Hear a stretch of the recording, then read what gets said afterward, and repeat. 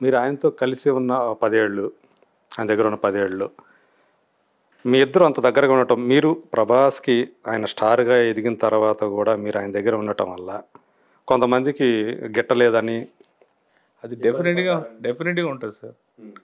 బాగా పెళ్ళంతో క్లోజ్ అయితే అమ్మాయి ఒప్పుకోదు. అదే.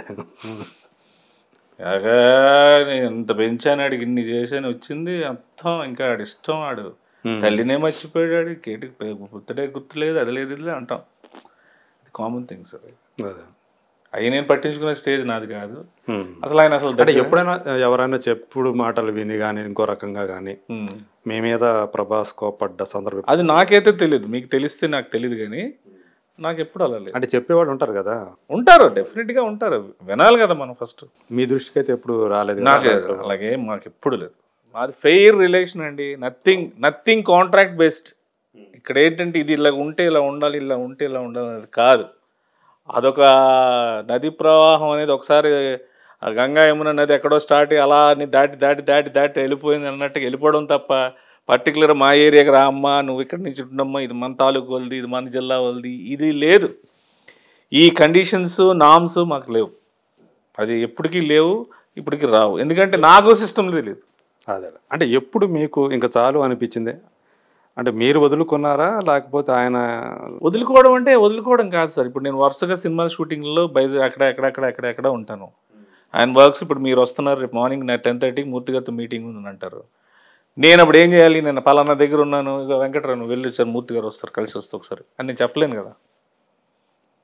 So that is the communication between these two. అది కొంచెం కాంప్లికేషన్ అవుతున్నప్పుడు దెన్ ఐ డిసైడ్ నేను చేసుకొని వచ్చేస్తాను, షూటింగ్లు ఎక్కువ ఉన్నాయి, కొన్నాళ్ళు నేను ఇది కూడా చూసుకొని వస్తానంట. నీకు ఇంట్రెస్ట్ ఉంది కదరా, సత్యానంద్ గారి దగ్గర ట్రైనింగ్ అయినా కదా, నువ్వు యాక్టర్ అవుదామని వచ్చావు కదా ఇక్కడికి, చెయ్యి, చూసుకో, నీకు ఎంత బాగుంటుంది, నీకు మరీ నచ్చకపోతే నువ్వు నా దగ్గర, నేను ఎక్కడికి వెళ్తానని ఆయన. Okay, that is the thing, మ్యూచువల్గా అంతే తప్ప ఎవరో. ఏ టైంలో అది జరిగింది? మిర్చి తర్వాత. మీరు లాస్ట్ సినిమా చేసింది కూడా మిర్చి తర్వాత. మిర్చి ప్యారలల్గా షూటింగ్ జరిగింది. నా గబ్బర్ సింగ్ రిలీజ్ అయినాక I very busy. Okay. So అవుట్డోర్లు, అటు ఇటు తిరగడాలు, ఇవన్నీ మాకు ఆర్టిస్ట్గా ఉంటాయి కాబట్టి అవన్నీ మనం చేయాలి. ప్రభాస్ దగ్గర ఉన్న కాలంలో మీరు సినిమా ఛాన్సులు కోల్పోవటం అట్లా జరిగింది? చాలా కోల్పోయాను, చాలా. సో ఈయన దగ్గర టైం ఇక్కడ ఉంచాలి కాబట్టి, ఈయన కోసం చాలా కేటాయించాలి కాబట్టి కదా, ఇటు అటు ఉంటాయి సార్.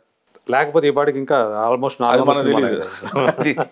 అక్కడతో ఆరెండితో వెళ్ళిపోయేవాడిని, వెనక్కి ఇన్ని సినిమాలు చేసేవాడిని కాదు, అదంతా నాకు తెలుసు. సో ఆ తర్వాత కూడా మీ ఇద్దరి మధ్య రిలేషన్ అనేది ఎలా ఉంది? ఎప్పటికీ ఉంటుంది. ఇప్పుడు మేము స్టార్ట్ చేసింది ఇలా చేస్తే ఇలాగ అవుతావు, అలా చేస్తే ఇలాగ అవుతావు అనే రిలేషన్ కాదు అది, ఆయనతో పాటు వెళ్ళిపోవడమే. అంటే ఆయన ఫ్యామిలీలో ఒక మెంబర్ లాగే ఉండేదే, ఇప్పటికీ కూడా ఉంది అది. అప్పుడంటే ఆల్మోస్ట్ వాళ్ళ ఫ్యామిలీ మెంబర్ లానే ఉండేవాడు కదా.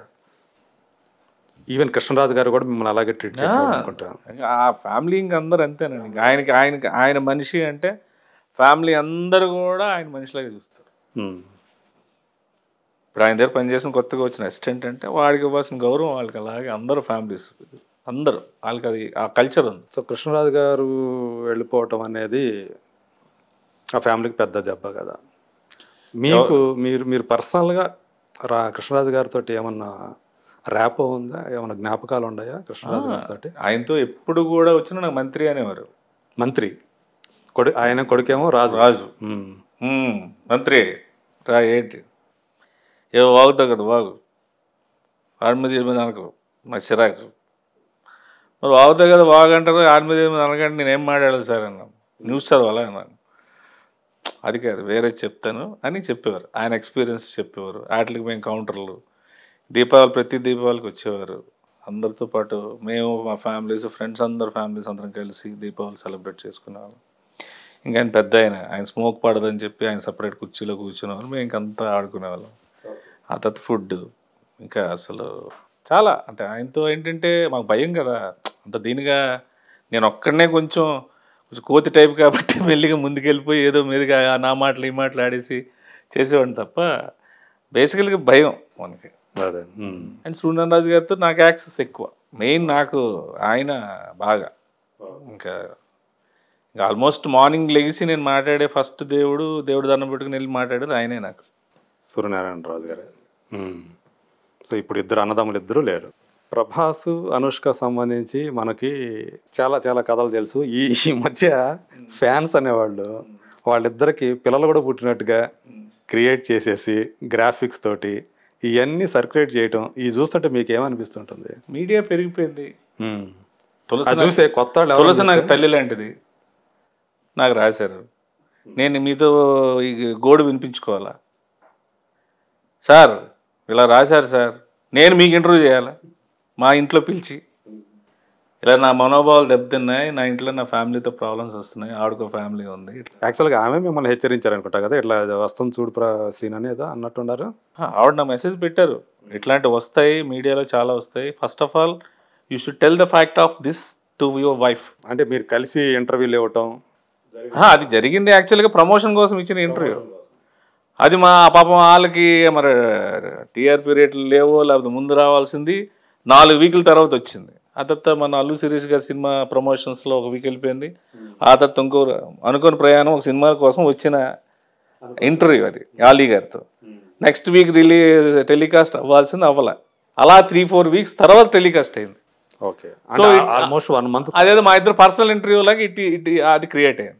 ఇన్ టైం రాజేంద్ర ప్రసాద్ గారు ఉండాలా, నేను ఉండాలా, ఆవిడ ఉండాలా, ఇంకొక యాక్టర్ ఉండాలా, 4 ప్లాన్ చేశారు. ఆయన రాజేంద్ర ప్రసాద్ గారు డేట్ లేదు, ఎవరు లేరు. డైరెక్టర్ నరేష్ గారు కూడా డైరెక్టర్ మన ఈయన గారు ఉన్నారు కదా, నరసింహరాజు గారు, ఆయన చేయాలి. అది లేదు, అది కుదరలేదు. సరే నా దగ్గరికి వచ్చేసరికి ఇంకా ఆలీ గారు చెప్పి పాపం ప్రొడ్యూసరు ప్రమోట్ చేయాలి కదా సినిమాకి, తులసి నువ్వేనా రండి మాట్లాడండి సినిమా గురించి, ప్రమోట్ అవుతుంది. సో దానికి వచ్చిన effect it's convert to personal things. ఎవరు బ్లేమ్ చేస్తాం, ఏం చేస్తాం అంటే సమయం బట్టి ఇన్ టైం జరగకపోయినా కూడా లేట్ అయినా కూడా కొన్ని ఇలాంటి మనం ఫేస్ చేయాలి. ఇప్పుడున్న సిచ్యువేషన్ బట్టి ఏంటంటే we should face it and now don't bother about it. తెలుసు కాబట్టి నిజంగా మీకు దూషిస్తే మీరు నాకు స్ట్రైట్గా అడగొచ్చు సార్. థర్డ్ పర్సన్ వచ్చి మేబీ మీకు ఇలాగ అన్నాడంటే మీ మనసులో ఇలాగ అన్నాడు కాబట్టి మూర్తి గారిని అవహేళన చేస్తున్నాడు శ్రీనివాస్ అనేవాడు, మళ్ళీ ఇది మీకు ఇవన్నీ వేస్ట్ కదా. యాక్చువల్గా మీకు దీనివల్ల మీరేం పెద్దగా డిస్టర్బ్ అయింది లేదు నాకు తెలిసి. నేను అస్సలు మీరు బాగా నవ్వుకున్న గాసిప్స్ ఏదైతే ఉందో ఇదే అనుకుంటాను. అంతే కదా. నాకేమో 45 years, ఆవిడకి 54 years. అప్పటికి నేను 50. ఇన్ఫర్మేషన్ కూడా కరెక్ట్ కాదు. ఐసైడ్ బాబు మా ఏదో ఎవరు బాధలు అనుకుంటాయి. ఇప్పుడు ఒకళ్ళు ఊర్లోకి వెళ్తాను, నీ యాక్టింగ్ చాలా బాగుంది అంటాడు, ఇడొక యాక్టర్ అంటాడు, ఇంకోడే ఇది తీసుకో అది తీసుకో, హ్యాపీ. నీ పని ఏంది, షూటింగ్ చేయడానికి వచ్చాం, వాళ్ళని పట్టించుకుంటా.